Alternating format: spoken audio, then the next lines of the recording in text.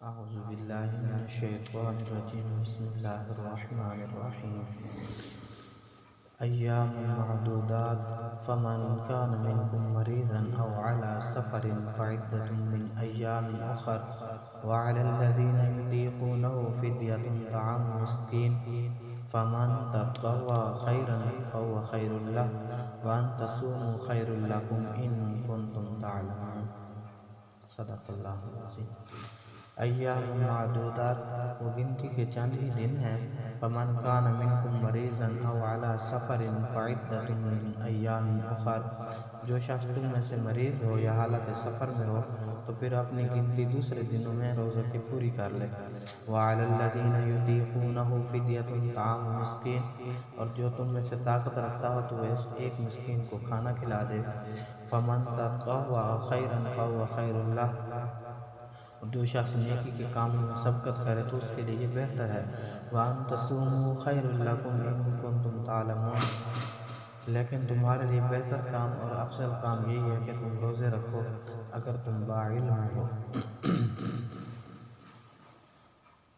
پچھلی آیات مبارکہ کے اندر ہم نے کل پڑھا تھا کہ اللہ تعالیٰ نے فرمایا کہ تمہارے اوپر روزے فرض کر دیے گئے جس طرح پہلے امتوں پر بھی فرض تھا۔ پھر اس آیات مبارکہ کے اندر فرمایا کہ وہ گنتی کے چند ہی دن ہیں، یعنی ایک مہینہ 29 دن یا 30 دن۔ پھر فرمایا کہ تم میں سے اگر کوئی مریض ہو، یہاں ایک مسئلہ بیان فرمایا اللہ تعالیٰ نے، اس سے تھوڑی سی رخصت دی گئی ہے۔ کوئی ایسا مریض ہے روزے کی حالت میں کہ اسے روزے کی طاقت، روزہ یعنی برداشت نہیں ہو سکتا، اس کے پاس اتنی طاقت نہیں ہے جس سے وہ روزے کو پورا کر لے،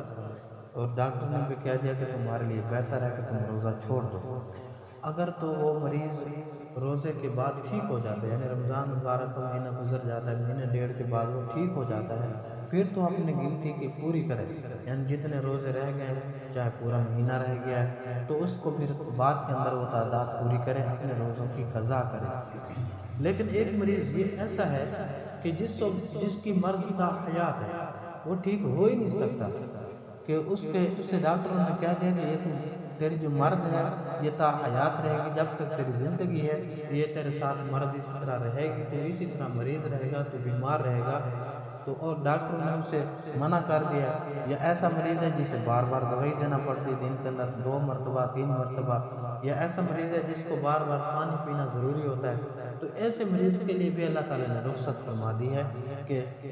اس کو اللہ تعالیٰ نے فرمایا کہ تو روزہ نہ رکھ، تیرے پاس طاقت نہیں ہے، تو مریض ہے اور ایسا مریض ہے کہ تجھے ڈاکٹروں نے منع کر دیا ہے، تو پھر تو روزہ نہ رکھ، تیری اسی کے اندر بہتری ہے، تو پھر اس کے لیے یہ ہے کہ وہ فدیہ دے۔ پہلا مسئلہ اور تھا، یہ اور ہے۔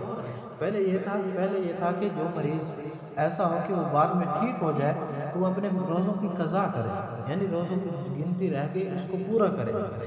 یہ دوسرا مریض ایسا ہے کہ جو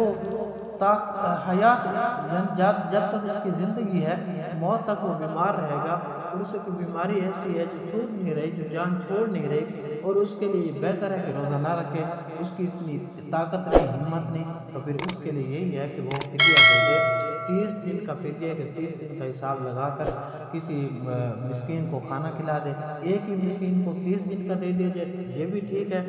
اگر کسی 30 مسکینوں کو تقسیم کر کے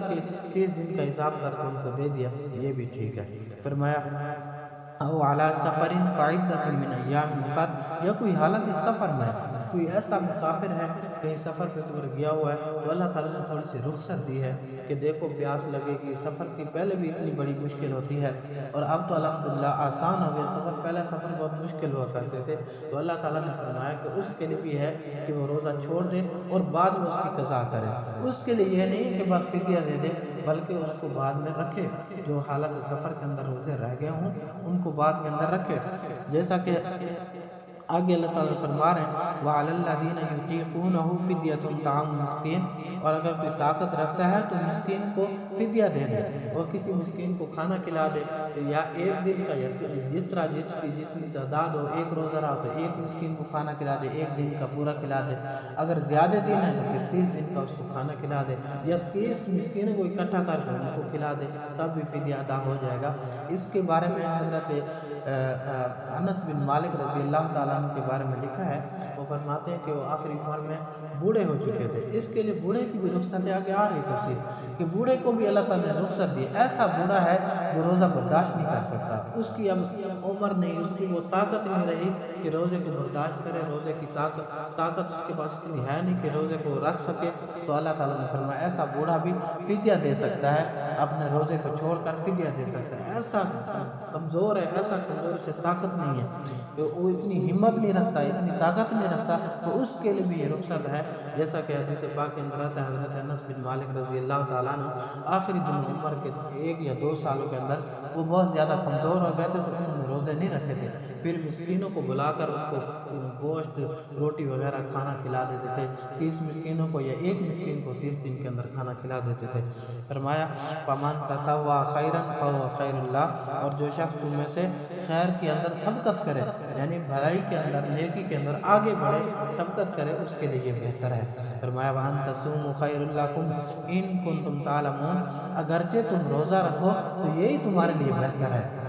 ان سب چیزوں کے باوجود اگر تمہارے پاس ہمت ہے، طاقت ہے اور تم روزہ چھوڑتے ہو، یہ گناہ ہے. اگر تم روزہ رکھو تو یہی تمہارے لیے بہتر ہے. اگر تم با علم ہو، اللہ تعالیٰ نے کیسا کھول کے فرمایا کہ تمہیں بھی علم ہے، سب کچھ ہے، لیکن اللہ تعالیٰ کی طرف سے یہ روزہ فرض ہے، پھر بھی تم طاقت بھی ہے، ہمت بھی ہے، جوان ہو، طاقت رکھتے ہو، ہمت ہے، مریض نہیں ہو، تندرست ہو، مسافر نہیں ہو، ٹھیک ٹھاک ہو، پھر بھی روزہ چھوڑتے ہو، اللہ تعالیٰ نے فرمایا یہ نہیں بہتر. تمہارے لیے بہتر یہ ہے کہ تم روزہ رکھو اور روزے کو نہ چھوڑو اگر تم با علم ہو. آگے یہ تفصیل جا رہی ہے. اللہ تعالیٰ سے دعا ہے اللہ رب العالمین قرآن پاک پر عمل کرنے